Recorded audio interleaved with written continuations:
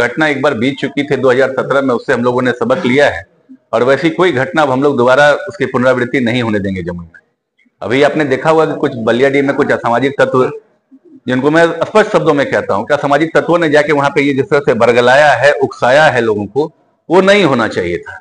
आप किसी भी धर्म को मानते हैं और हमारा सनातन तो कहता है कि हम सभी धर्मों की ये करते हैं, सम्मान करते हैं।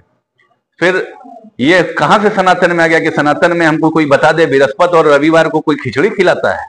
ये शनिवार और मंगलवार का इसलिए दिन तय है। हनुमान जी का हमसे बड़ा भक्त तो नहीं हो सकता। आप हमको देख लें, हनुमान जी के साथ चलें, कितनी भक्ति आपको आती है, हम देखें जरा। बिल्कुल ये सुनियोजित ढंग से ये सोची समझी साजिश है और इस तरह की घटना से बचना चाहिए। ये सस्ती लोकप्रियता के लिए हमें ये काम नहीं करना चाहिए। ये सस्ती लोकप्रियता है और ये सस्ती लोकप्रियता के लिए लोगों को इससे दूर रहना चाहिए। और ऐसे अगर जो भी सस्ती लोकप्रियता के लिए अगर इस तरह से कोई गिरा हुआ काम करते हैं, उन पर अविलंब कार्रवाई होगी और कार्रवाई हो रही है। गलत है, हम कहाँ कह रहे हैं गलत कर रहे हैं? मंदिर में पूजा अर्चना गलत है, मस्जिद में नमाज पढ़ना कहाँ गलत है? लेकिन उसका एक तरीका होता है ना। आप मंदिर में तो जाके पूजा नहीं कर रहे थे, हम लोगों के पास वीडियो है। मंदिर में जाके आप पूजा कर रहे थे और हनुमान चालीसा उसी तरह से पढ़ा जाता है। हनुमान चालीसा आपको भी पढ़ने आता है ना? पढ़िए जरा, हम भी देखें कैसे पढ़ते हैं आप।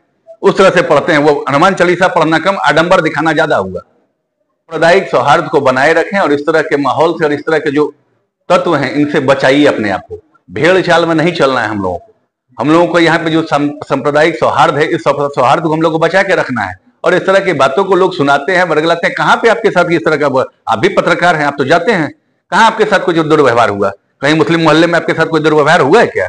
हमें बता दीजिए। और अगर आपके साथ दुर्व्यवहार हुआ, हम जिस तरह से टीके का सम्मान करते हैं उसी तरह से टोपी का भी सम्मान करते हैं। कोई हमारे टीके का, कोई हमारे टोपी का अगर कोई अपमानित करेगा तो वैसे लोगों को हम लोग बख्शने वाले नहीं। तो भाई गए थे क्यों आप वहां पे, हमें ये बताएं। आप वहां पे क्यों गए थे? आप वहां पे क्या करने गए थे? और अगर आप वहां पे गए थे तो क्या आपने प्रशासन को इसकी सूचना दी थी? क्या आपने इसका लाइसेंस लिया था? हम घर में या कोई भी कोई जागरण करते हैं या कुछ करते हैं, उसके लिए लाइसेंस लिया जाता है। पत्रकार बंधु, इसकी तो जानकारी होगी आपके पास। तो क्या उन्होंने लाइसेंस लिया था? लाइसेंस लेने के बाद क्या ऐसी कोई घटना घटी है क्या? कहीं बताएं। और लाइसेंस लेने के बाद अगर इस तरह की घटना घटती तो हम मानते कि वहां के लोग दोषी हैं जिन्होंने इनके ऊपर हमला किया है। मैम, कल जो घटना घटी हनुमान चालीसा पाठ करने के बाद जो हिंदू संगठन के कार्यकर्ताओं से पथराव किया गया, तो आप किस रूप में देख रही हैं और क्या? देखिए, जो हादसा हुआ है वो बहुत ही हम लोगों को भावनात्मक रूप में बुरा लगा है। उस पर कभी भी हम लोगों ने वहाँ पर जाके कोई भी मतलब शोर मचाने का या कोई गलत काम करने का प्रयास नहीं किया। बहुत ही शांतिपूर्वक ढंग से वहाँ पर अनुष्ठान हुआ। वहाँ पर हनुमान चालीसा का पाठ पढ़ा गया, खिचड़ी के रूप में प्रसाद ग्रहण किया गया और उसके बाद शांतिपूर्वक तरीके से वो लोग वहाँ से लौट रहे थे। एकाएक वहाँ पर गाड़ी का जो काफिला था उसके ऊपर पथराव होना शुरू हुआ। निश्चित रूप से ये कुछ ऐसे लोग हैं जो एंटी सोशल एलिमेंट्स के नाम से जाने जाते हैं। मुझे नहीं लगता कि इसको किसी और नाम से परिचय देने की आवश्यकता है। और उन लोगों ने ये पथराव वहाँ पे किया है जिससे हमारे जो नगर परिषद के वाइस चेयरमैन नीतीश शाह जी, उनको बहुत गंभीर रूप से चोट भी लगी। मैं स्वयं रात में उनको IGIMS में भर्ती करवा कर वहाँ से लौटी हूँ।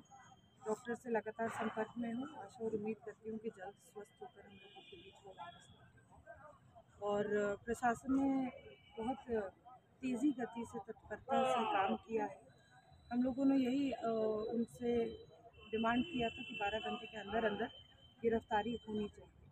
मुझे सुबह 2 बजे यहाँ के जिला पदाधिकारी से 41 लोगों के ऊपर FIR हुआ है, जिसमें से 10 लोगों की गिरफ्तारी हुई है। तो जिला प्रशासन पूरी तरीके से रफ्तार के साथ और कड़ी और ठोस कार्रवाई कर रहा है। तो ये काम अच्छा है उन लोगों का, इसकी मैं सराहना करती हूँ। साथ ही साथ मुझे लगता है कि जो दोषी लोग हैं उन लोगों को मैं साफ स्पष्ट शब्दों में सिर्फ इतना कहना चाहती हूँ कि आप जो जमुई को तोड़ने का, बांटने का, जलाने का काम कर रहे हैं, आप लोगों को किसी भी हालत में छोड़ा नहीं जाएगा। कड़ी से कड़ी कानूनी कार्रवाई आपके ऊपर होगी। और ये बात ध्यान रखिए कि जमुई को अब जलाने के लिए, तोड़ने के लिए यहाँ पे जगह नहीं है।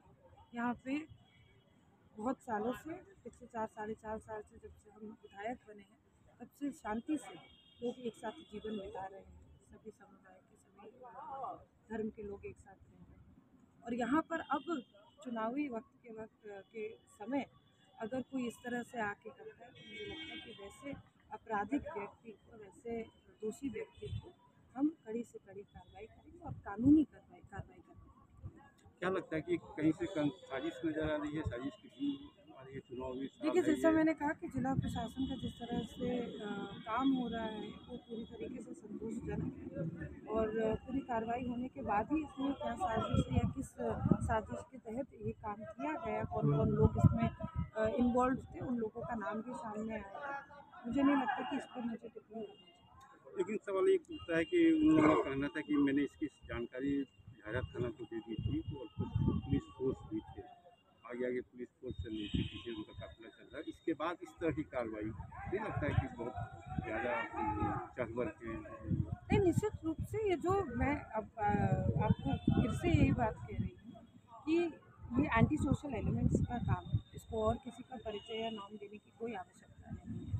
इन लोगों ने काफिले पे जो पथराव किया, पुलिस प्रशासन को अपने सामने के रहते हुए कानून को अपने हाथ में लिया, ये नोटोरियस एक्टिविटी की है और इसी वजह से इन लोगों के ऊपर इतनी ज़ोरों शोरों से कार्रवाई भी हो रही है कि इतना बड़ा आपराधिक घटना आप कर रहे हैं प्रशासन के साथ भी, यानी कि आपके आँख में शर्म नहीं है, आपको कुछ भी किसी भी चीज़ का डर या भय नहीं है, वो गलत बात है। कानून के सामने आप सरकार के और कानून के सामने आप इस तरह से नहीं कर सकते।